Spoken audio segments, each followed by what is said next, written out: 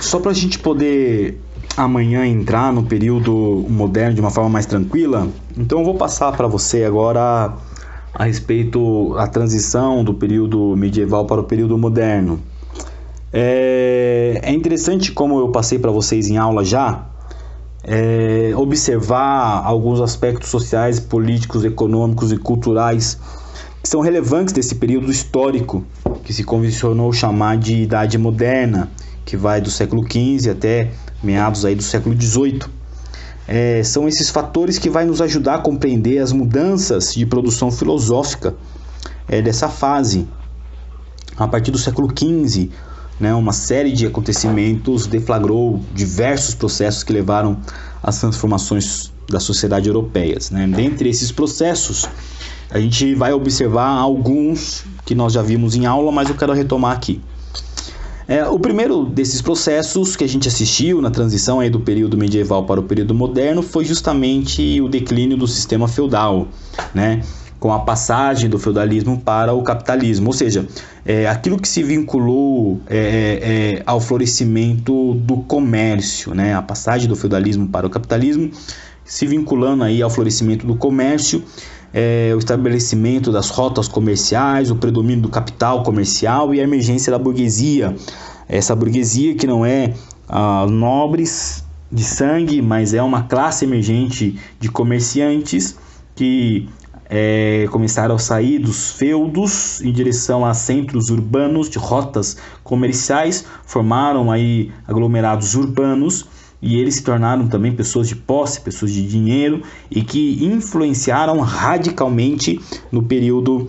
moderno, principalmente em parceria com os reis, porque com a queda do feudalismo, a parceria entre os burgueses e os reis foi fundamental para a centralização do poder e a formação dos estados nacionais, aí com o critério que a gente estudou da monarquia absolutista. Essa centralização do poder na mão do rei e, o rei não poderia deixar passar batido a oportunidade de ter novamente o poder centralizado em suas mãos com o apoio de uma classe emergente que estava tendo grandes poderes na época, que é a burguesia, em detrimento do prestígio que os nobres,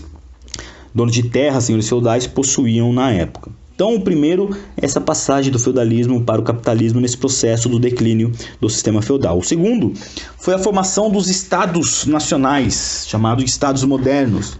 Fez surgir novas concepções políticas e econômicas, com a discussão sobre as formas de poder político, que ocorreu então a centralização do poder através da monarquia absolutista.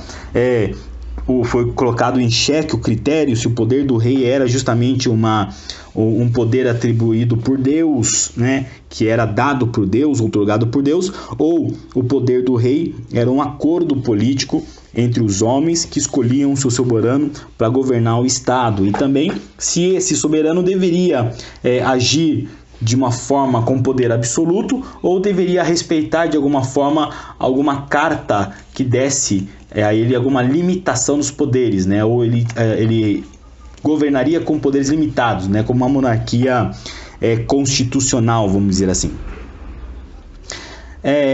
Essa questão comercial também presente aí na passagem do feudalismo para o capitalismo, que foi justamente que se envolveu nesse período do mercantilismo,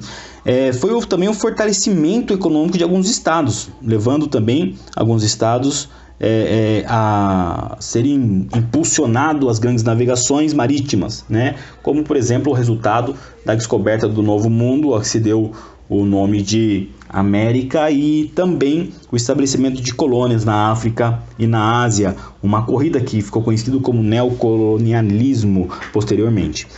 Houve antes uma colonização da América e alguns países da África e posteriormente uma corrida